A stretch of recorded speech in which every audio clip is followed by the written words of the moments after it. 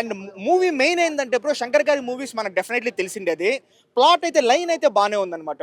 ఏంటంటే కరప్షన్ ఇంట్లో వాళ్ళు చేస్తా ఉన్నా సరే, ఫ్యామిలీ మెంబర్స్ కావచ్చు, బంధువులు కావచ్చు, లేకపోతే ఫ్రెండ్స్ కావచ్చు, ఎవరు చేస్తానా వాళ్ళని పట్టివ్వండి.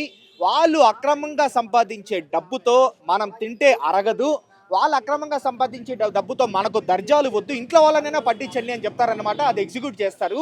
బట్ కానీ మూవీ ఎగ్జిక్యూషన్ అయితే నిజంగా పూర్ అనిపించింది. ఫస్ట్ హాఫ్ అయితే చాలా బోరు, సెకండ్ హాఫ్ అయితే ఒకటి రెండు సీన్లు బాగానే ఉంది. ఆ లాస్ట్లో భారతీయుడు 3 ట్రైలర్ కట్ బాగానే ఉంది, అంతేకాని రిమైనింగ్ అంతా కూడా ఎవరిని ప్రాపర్గా యూటిలైజ్ చేసుకోలేదు. కమల్ హాసన్ గారు యాక్టింగ్ని మనం తప్పులు పట్టలేము, ఎందుకంటే కమల్ హాసన్ గారు లోకనాయకుడు, ఇంకా టైటిల్ కూడా అదే పడింది కాబట్టి.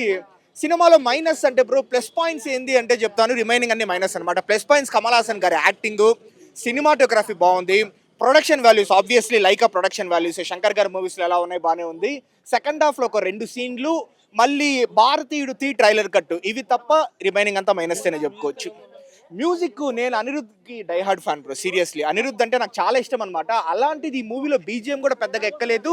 అండ్ కమ్బ్యాక్ ఇండియన్ అనే సాంగ్ ఒక్కటి బాగుంది, రిమైనింగ్ 2 సాంగ్స్ కూడా నాకైతే పెద్దగా ఎక్కలేదు అనమాట. ఇప్పుడు ఒకటి ఏంటంటే లైన్ అయితే బాగానే ఉందన్నమాట. సో డెఫినెట్లీ మంచి లైన్ నేను చెప్తాను కదా, ఎందుకంటే కరప్షన్ చేయకూడదు అనేది.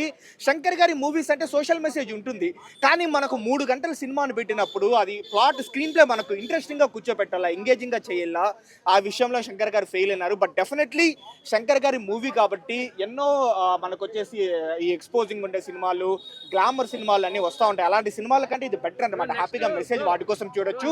భారతీయుడు 3 అయితే దీనికంటే ఖచ్చితంగా బెటర్గా ఉండబోతోందని నాకు ఆశ అనమాట. ట్రైలర్ కట్ కూడా అట్లే ఉంది.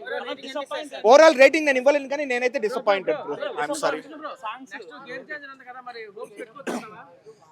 డెఫినెట్లీ గేమ్ చేంజర్ పైన అయితే హోప్స్ పెట్టుకోవచ్చు, ఎందుకంటే దిల్ రాజు గారు ప్రొడ్యూసర్ అనమాట. సో ఆయన కూడా కథ విషయంలో 2-3 సార్లు పరిశీలించుకుంటాడు. లైకా ప్రొడక్షన్స్ లాగా ఇంకా డైరెక్ట్ అని గుడ్డిగా నమ్మేసి వచ్చేసారు అనమాట. So definitely game changer. And Ram Charan గారు కూడా ఇన్వాల్వ్ అయినారు అంటే మేబీ దాని మీద, గేమ్ చేంజర్ మీద కాన్సన్ట్రేషన్ ఎక్కువయ్యి భారతీయుడు 2 పైన కాన్సన్ట్రేషన్ తగ్గి ఇట్లా వచ్చిండొచ్చు కదా.